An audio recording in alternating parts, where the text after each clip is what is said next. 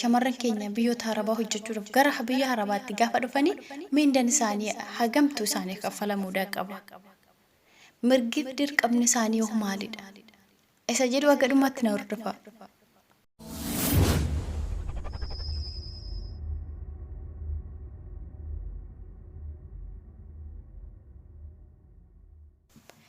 Nagaan waaqayyoo isiniif haa baay'atu. Akkam jirtu maatii Itoophiyaa kan taatan akkam jirtu nagaa keessanii biyya keessas biyya alaas bara jirtan nagaan waaqayyoo iddoodhuma jirtanitti isiniif haa baay'atu. Akkam jirtu nagaadha.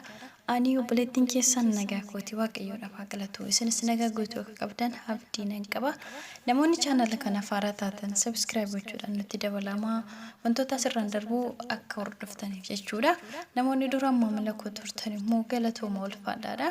Like share gochuudhaan kana jajjabeessaa turtanii akkasuma yaada garaagaraatiin hedduu isin galateeffadhaa ulfaadhaa isin jechuu jaalladha. Egaa har'a wanta ijoo ta'e tokkoon qabadhee dhufee jira.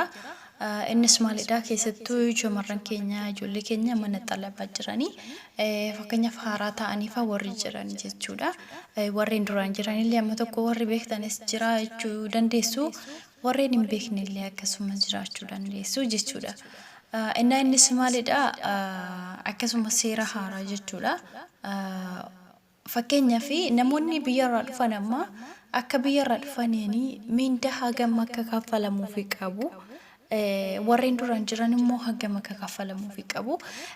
Wantoota kana warreen hin beekne akka beekaniif keessattuu warreen haaraa warra ta'anii jechuudha. Viidiyoo kana hojjechuudhaan wanti na dirqamsiise wanta anarra ga'ee fi akkasuma warroota haaraa dhufanii isaan irra ga'ee waan an argeessiniin jechuu barsiniif himuu barbaade jechuudha. Fakkeenyaaf obboleettii tokko inni mana barumsaa daa'ima geessu iddoo sanatti wal agarra turre jechuudha. Naannoo torbee 2 kana darbee jira jechuudha. Inni akka carraa osuma waliin odeessinu haaraadhaa naannoo waggaa tokkooti jechuudha. Daldaladhaan dhuftee odumaa sofnuuti miindaan kee meeqaa jedhee gaafadhe jechuudha. Mindaa ishii gaafa gaafadhu dhugaa iddoo tokkoon gaddee maaliif 800 naa kaffalu jette. Inni bara kana keessa sa'aatii amma kana keessatti jechuudha. Sararanyaan tokko birrii 800 hojjette jechuun baay'ee gadaana dadhabaa amma gatii dadhabbii ishii kan hin geenye jechuudha.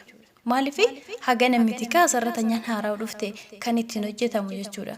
Birri nama kanaa minda nama kanaa jechuudha 800 waggaa 6 waggaa 7 darbaniiti jechuudha. Kan yeroo hammaatii miti jechuudha. Kanaaf ijoolleen keenya baay'ee isaanii shamarran keenya osoo hin beekinii miidhamaa jiru jechuudha. Kun immoo gatii dadhabbii isaanii miindaan isaaniif ramadame akka seera biyya kanaatti jechuudha. Akka waliigalaatti sararanyaan tokko miindaa akkamiitiin meeqan akka hojjechuudha qabu haaraa ta'anii jechuudha. Lafa kaawwameeti jira. Kun immoo baay'ee gadaanaadha jechuudha.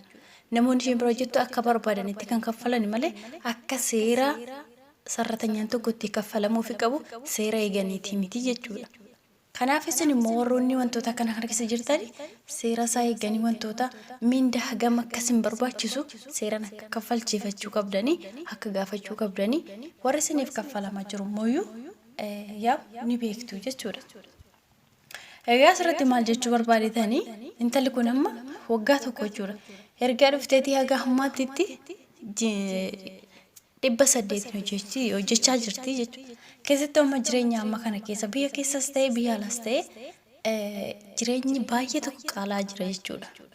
Baay'een keenya kan biyya keessaa odeessina garuu kan asiitiyyuu caalaa deemaa jira jechuudha. Dhugaa akka samoona kanaatti jechuudha. Innaa kanaaf wanti nuti gochuu qabnu namoonni miindaa akkasii gadaana hojjechuu qabu hojjechaa jiranii gara biirootti iyyatanii seera ammaa jiru kuni seera amma ittiin hojjetamaa jiru akka amma intalli kun jette kana miti jechuudha. Kanaaf biirootti bilbilanii seera wanta dirqama wanta ishiirraa barbaachisu seerri isaa jechuudha. Wanta sararanya tokko kaffalamuu qabu akka kaffalamuuf gochuu qabu jechuudha. Maaliif isaan akka barbaadanitti si madaalanii haala hojjennaa kee haa ta'u afaan wallaaluu kee haa ta'u akka barbaadanitti nama kaffaluun mirga hin qaban jechuudha. Mirga ishiillee kabachiifachuu qabdi isin jechuu barbaada.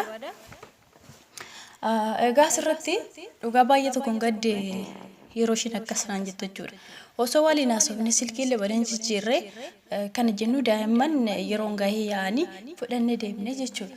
Erga sanaati waliin agarree waliin illee haasofne jechuudha. Dhugaan talli kuni baay'ee tokko natti dhaga'ame afaan illee kana badaa hin beektu haaraa waan taateef jechuudha. Innaa kanaaf dhugaa rabbii innaa yeroo ammaa kanatti immoo akkuma walii galaatitti jechuudha akka biyya Imaraatitti jechuudha. Anaaf jechuudha amma gidduu kana ani kanan ture duraan biyya Saudiiti. Biyya Saudii yeroo waggaa baay'ee hojjedhee jira jechuudha. Amma eega gara Imaraatitti dhufee jechuudha Dubai keessa waggaa tokko ol ta'ee jira jechuudha. Kanan dhufes maatii dhuman duraa wajjin Saudii jiru biyya kana dhufanii maatii bira jechuudha. As jiraachaa jiru gara sanatti waan hin deebineefi asisaa waliin jira jechuudha. Kana gidduuttani viizaadhaanii ji'a sadii ni ji'a waan akkasiitiin iddoo biyya kana ta'a jechuudha. Ani qaxxitaa yookiin immoo waraqaa jireenyaa biyya kana qabaadhe osoo hin taane jechuudha. Kanaaf isaanillee qarshii baay'ee kasaaraa turanii osoo akkuma dhufneeni waraqaa eenyummaa sinaa baasanii jiraatanii hin kasaaran turanii jechuudha. Amma garuu dhumarratti kan biyya Saudiittis waraqaa eenyummaan koo yeroo isaa dhume cufamee jira.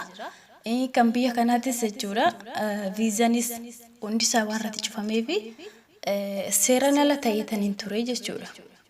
Naannoo torbe sadii haa ta'u jaha ta'u akkasii garuu qixaatii isaan qataatanii jechuudha. Adabbii sana dabanii birrii hedduu kaffalanii jechuudha. Kana gidduutti amma maal godhanii dirqama waraqaa eenyummaa biyya kanaa baasanii jechuudha. Gaafa baasanii akkami seerrisa akka seera nama haaraa biyyarraa dhufeetitti haala sanaanii jechuudha. Seerri biyyarraa namni haaraan tokko naa dhufe akka biyya kanaatti akka Imaraatitti jechuudha. Qarshii dirhama biyya kana 1,200 qataramaa jechuudha. Namoonni haaraan jechuudha. Dhaggeeffadhaa asirratti viidiyoo kana namoota hedduudhaaf sheerii gochuu hin deeggatinaadha.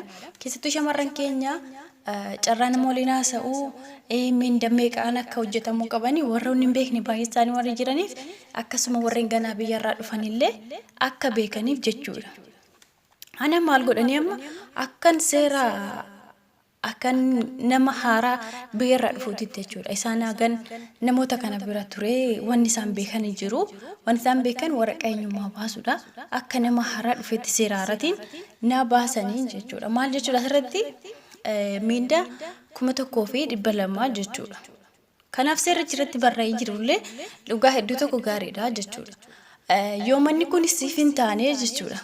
Amma kana galee akka irratti waan na baasan manni kun naaf hin taane waan ta'eef ani amma waraqaan kuni erganaaf hojjetame ganaadha dirqama waggaa 2 kontiraata fixeetoo bahuun qabu wanti jedhamu hin jiru. Maaliif yoo naa ta'e nan ta'a yoo naaf hin taane deemuudhaaf mirga kan qabu achirratti barreeffamee jira jechuudha.